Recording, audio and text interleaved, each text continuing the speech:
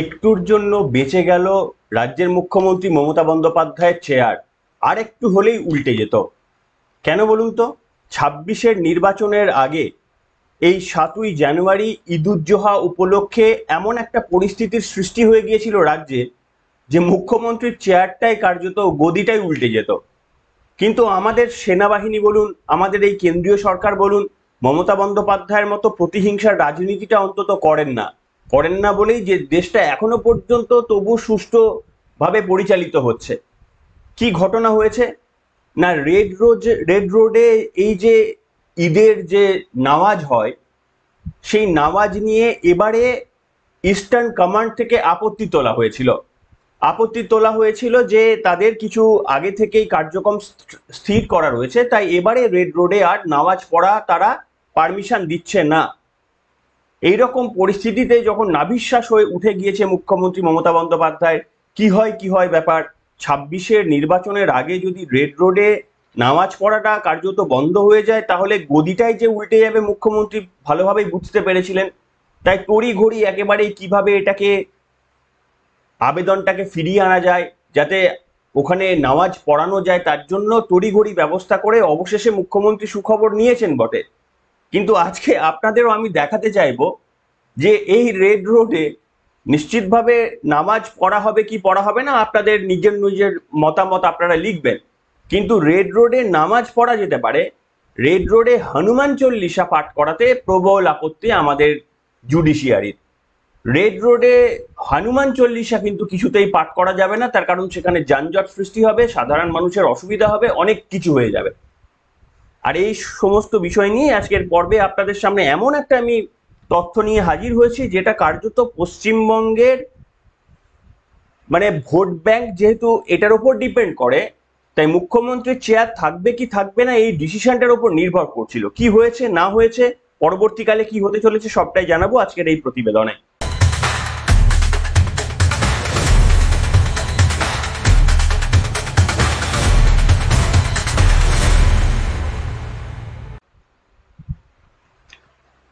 আপনাদের আমি যেটা বলবো, এই গত 31শে মে খিলাফত কমিটিকে জানিয়ে দেওয়া হয়েছিল বা রাজ্য প্রশাসনকেও জানিয়ে দেওয়া হয়েছিল যে এবারে 7 তারিখে যে ঈদুজ্জোহা রয়েছে, সেই ঈদুজ্জোহা উপলক্ষে রেড রোডে যে গণভাবে নামাজ পড়ার একটা অভ্যাস প্রচলিত দীর্ঘদিন ধরে চলে আসছে, সেটা এবারে পারমিশন দিচ্ছে না ইস্টার্ন কমান্ড। তার কারণ ইস্টার্ন কমান্ডের এবারে নিজস্ব কোনো প্রোগ্রাম রয়েছে আগে থেকেই, সেই কারণে তারা পারমিশন দিতে পারছেন না, সেটা জানিয়ে দেওয়া হয়েছিল। কিন্তু এই খবরটা দেখবেন যে সমস্ত মিডিয়া চেপে গিয়েছিল। কেন না, এত সেন্সিটিভ খবর দিদি কখনোই চাইবেন না এটা নিয়ে সাধারণ মানুষের মনের মধ্যে একটা কৌতূহল সৃষ্টি হোক, কারণ তিনি এটাকে শর্ট আউট করার চেষ্টা করবেন। হয়েছেও তাই।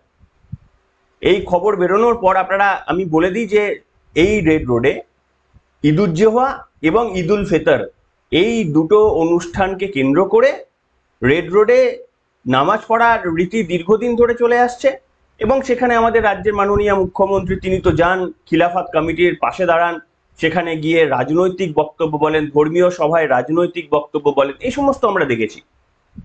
এবারে যেটা হয়েছিল, ইস্টার্ন কমান্ডের তরফ থেকে বলা হয়েছিল যে তাদের রেগুলার এবং রুটিন একটা প্রোগ্রাম রয়েছে, সেই জন্য তারা ওই দিনটিতে দিতে পারবেন না।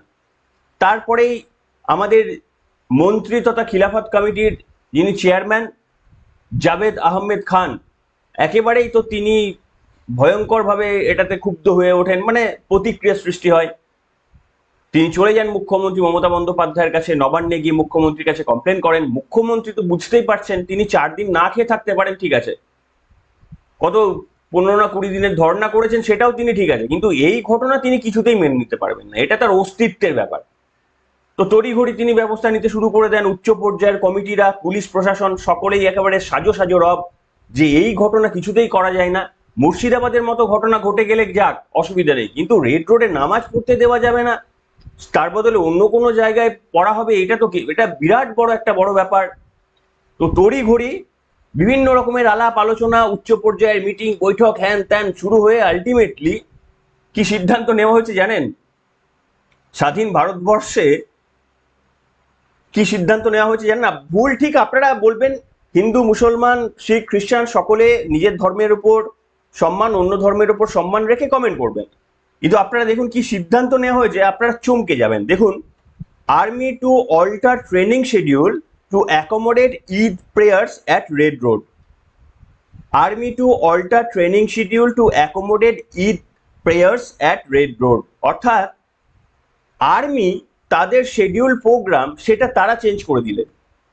তার কারণ ধর্মীয় জনসভা সেটাকে অগ্রাধিকার দিতে বাধ্য হলেন। প্রথমে তারা এটাকে খারিজ করেছিলেন, কিন্তু তারপরে পরিস্থিতি, আমি তো বলতে পারবো না মিটিংয়ে কি সিদ্ধান্ত হয়েছে, কি ডিসকাশন হয়েছে, এটা আমার পক্ষে জানা সম্ভব না। কিন্তু আর্মি নিজেদের শিডিউল চেঞ্জ করে দিলেন।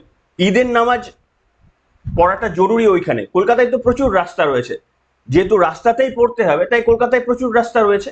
কিন্তু এনিওয়ে, আমি সেই বিষয়ে কোনো আমার ব্যক্তিগত মন্তব্য রাখতে চাই না। আমি প্রত্যেকটি যা যা সিদ্ধান্ত নেওয়া হবে আমাদের জুডিশিয়ারি রয়েছে তারা বিচার করবেন, আমি কেউ নই। আমার এখানে একটা বক্তব্য রয়েছে অন্যভাবে। আপনারা কি মনে করেন লাগে লিখে জানান যে সেনাবাহিনীর প্রায়োরিটি বেশি হওয়া উচিত নাকি ধর্মীয় প্রায়োরিটি বেশি হওয়া উচিত? আপনারা এটা মাথায় মাথায় রেখে এই কথাটা বলবেন যে যদি সেখানে কিন্তু দুর্গাপুজোরও কার্নিভাল হয়, সেই কথাটাও মাথায় রাখবেন যে দুর্গাপুজোর কার্নিভালও যদি বন্ধ হয়ে যায় কুচকাওয়াজের বা সেনার কোনো প্রিপারেশনের জন্য, সেটাও আপনারা রাজি আছেন কিনা? আমি ব্যক্তিগতভাবে রাজি আছি। সেটা দুর্গাপুজোর কার্নিভাল বলুন বা যে অন্য যে কোনো অনুষ্ঠান, আমার মনে হয় সেনাবাহিনীর প্রায়োরিটি বেশি হওয়া উচিত। তো যাই হোক, এবার আমার বক্তব্য হচ্ছে এটা আপনারা শুনলেন। এবার আমি আপনাদের একটা জিনিস মনে করাতে চাইবো। এটা হচ্ছে ফার্স্ট পার্ট। এবার সেকেন্ড পার্টটা আমি আপনাদের কাছে আসছি। আচ্ছা, ফার্স্ট পার্টের আমি কনক্লুশনটা বলে দিই। আলটিমেটলি কনক্লুশন হয়ে গেছে যে 7 তারিখে সকাল 8টার সময় তারা নামাজ পড়তে পারবেন, এটা শর্ট আউট হয়ে গেছে। আমি এবার একটা জিনিস আপনাদের মনে করিয়ে দিতে চাইবো। 12 এপ্রিল, বেশি দিনকার ঘটনা আপনাদের নিয়ে যাব না, মাত্র কয়েক মাস, 12 এপ্রিল 2025 সাল। দেখতে পাচ্ছেন টাইমস অফ ইন্ডিয়ার একটা প্রতিবেদন, আপনারা দেখুন, লেখা রয়েছে can't claim public space as right, no Hanuman Chalisa on road, Kolkata high court. আরেকবার পড়ুন, দেখতে পাচ্ছেন 12 এপ্রিল 2025 লেখা রয়েছে যে can't claim public space as right, no Hanuman Chalisa on road, Kolkata high court. এখানে আপনাদের মনে রাখতে হবে যে হনুমান চল্লিশা পাঠ করার জন্য, সম্ভবত রাম নবমীর পর হনুমান জয়ন্তী উপলক্ষে হনুমান চল্লিশা পাঠ করার জন্য সেখানে পুলিশ প্রশাসনের কাছ থেকে কিছু সংগঠন মিলে তারা যায় যে আমরা ওখানে ওই জায়গাতে সবাই মিলে একটা ধর্মীয় আচার পালন করব, সবাই মিলে হনুমান চল্লিশা পাঠ করব ঠিক ওই জায়গাতে। পুলিশ প্রশাসন, বুঝতেই পারছেন পুলিশ প্রশাসন তো খুব স্বাভাবিক ব্যাপার, এই সমস্ত অনুমতি দেবে না। তো পুলিশ প্রশাসন অনুমতি দেয়নি। তারপরে কলকাতা হাইকোর্টে এর বিরুদ্ধে যাওয়া হয়েছে, সংগঠনগুলি গিয়েছেন, সম্ভবত বিজেপিও ছিল, আমি এই মুহূর্তে মনে করতে পারছি না। ডিরেক্টলি না থাকলেও প্যাসিভলি তো ছিলই। তো হাইকোর্টে যাওয়া হয়েছে। হাইকোর্টের তরফে যখন সিঙ্গেল বেঞ্চে মামলাটি ওঠে, তখন মামলাতে সিঙ্গেল বেঞ্চের জাজ বলেন যে না, রাস্তা বন্ধ করে দিয়ে এইভাবে ধর্মীয় আচার আচরণ তো করা যায় না। অন্য মানুষের অসুবিধা করে কি করে ধর্মীয় আচরণ এইভাবে হনুমান চাল্লিশা পাঠ করা হবে একটা রাস্তা বন্ধ করে দিয়ে? আমাদের দেশের নাম ভারতবর্ষ, এটা ভুলে যাবেন না। আমাদের দেশের নাম পাকিস্তান কিংবা বাংলাদেশ নয়, আমাদের দেশের নাম ভারতবর্ষ। বিচার করছে আমাদের দেশে জুডিশিয়ারি। আমি এটাই বলতে চাইছি যে অন্যান্য দেশে চিন্ময় স্বামী মহাপ্রভুদের এইভাবে গ্রেপ্তার করে, তাদের সিলমোহর দেয় তাদের জুডিশিয়ারি। আমাদের জুডিশিয়ারি দেখুন, আমাদের হনুমান চাল্লিশা সেখানে পাঠের অনুমতি দেওয়া হয় না। তারা কি যুক্তি দিয়েছেন সেটা বলবো আপনাদের সামনে, আমি পার্শিয়াল বললাম, পুরোটা আপনারা শুনবেন। কোর্টের তরফ থেকে বলা হয়েছিল, তখন খুব স্বাভাবিকভাবে যারা গিয়েছিলেন তারা প্রশ্ন তুলেছিলেন যে মহামান্য আদালত, এই জায়গায় তো রেড রোডে দীর্ঘদিন এই ঈদুজ্জোহা বা ঈদুল ফিতরে নামাজ পড়া হয়, তাহলে সেখানে যদি ধর্মীয় আচরণ পালন করা যেতে পারে, তাহলে আমরা কেন পেতে পারি না ওই একই আচার এবং আচরণের করার অধিকার আমাদের কেন আসবে না?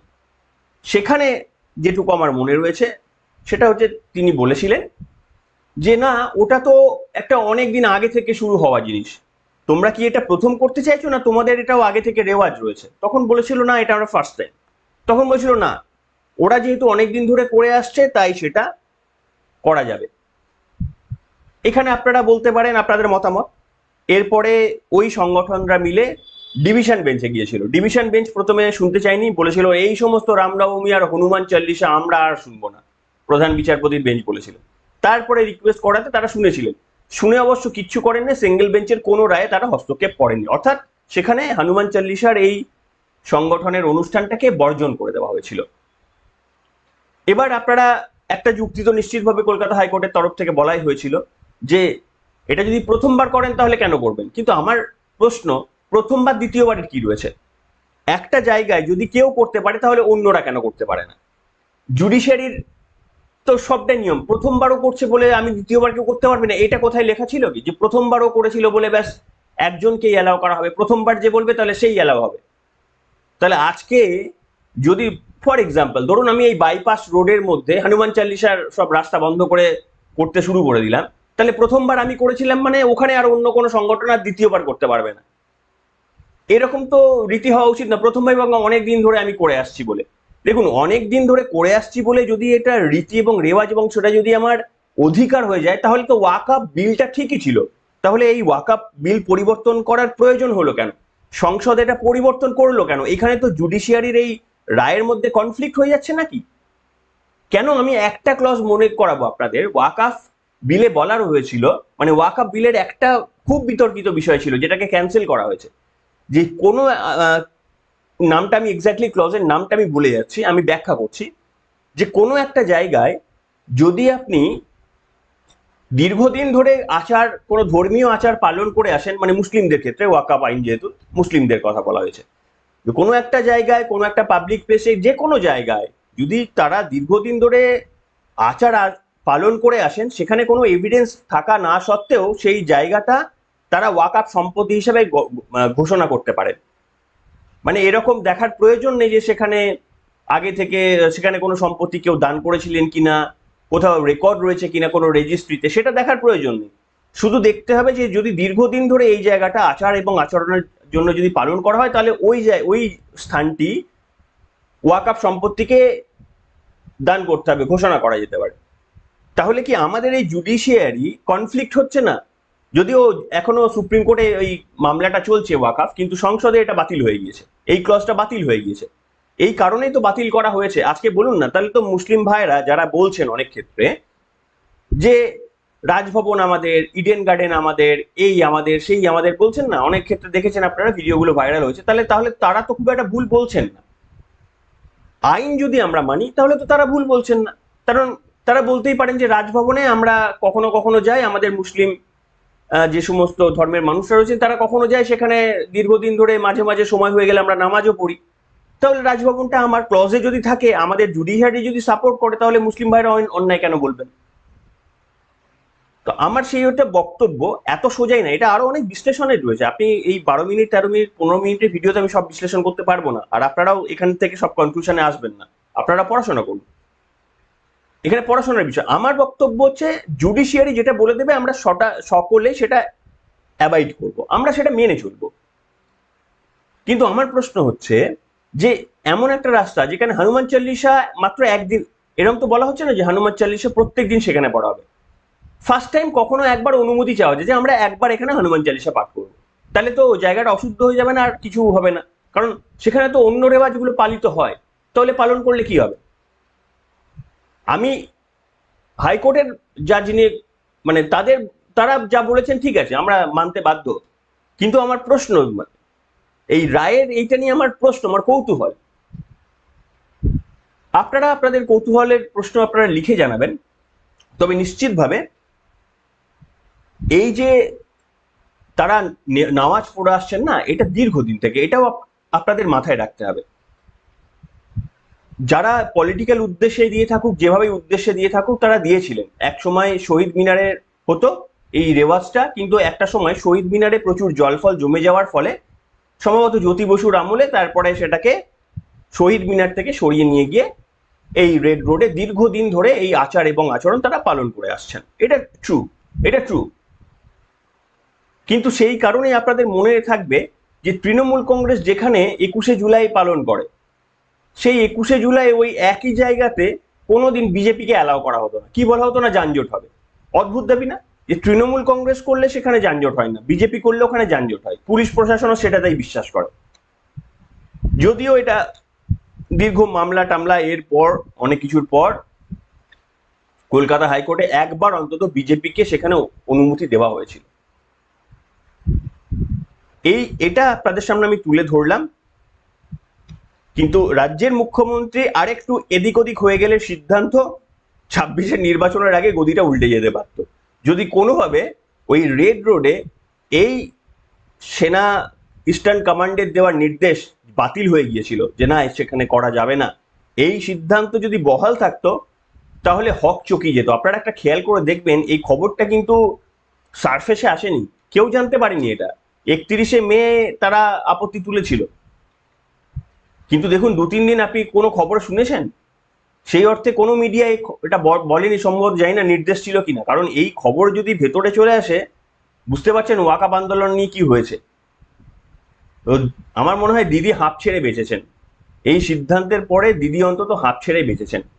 আমিও বলবো আপনারা যে যার ধর্ম নির্বিঘ্নে পালন করুন, এটাই আমাদের পশ্চিমবঙ্গ, এটাই আমাদের ভারতবর্ষ, যেটা আপনি বাংলাদেশে পাবেন না, যেটা আপনি পাকিস্তানে পাবেন না। এই গতকাল পরশুর ঘটনায় বলছি, বাংলাদেশে এক মন্দিরে এক পুরোহিতকে, বৃদ্ধ পুরোহিতকে কুপিয়ে কেটে বস্তার মধ্যে ঢুকিয়ে দেওয়া হয়েছে, এবং এই ঘটনাটা মাসে 4-5টা ঘটনা এরকম আপনি পাবেন। আমরা এমন একটা দেশে বসবাস করি, সৌভাগ্যবশত এরকম কোনো ঘটনা আমাদের দেশে হয় না, কিন্তু আমাদের দেশে উল্টো ঘটনা ঘটে, আমাদের দেশে শর্মিষ্ঠারা গ্রেপ্তার হয়ে যায়। এইখানটাই হচ্ছে ইনইকুয়ালিটির একটা প্রশ্ন দীর্ঘদিন ধরে উঠতে শুরু করছে। তো এনিওয়ে, আপনাদের মতামত লিখবেন, কিন্তু সেটা যুক্তিসঙ্গতভাবে, কোনো ধর্মীয় আঘাত করে নয়, যুক্তিসঙ্গতভাবে আপনাদের মতামত লিখতে পারেন। এখনকার মতো এখানে।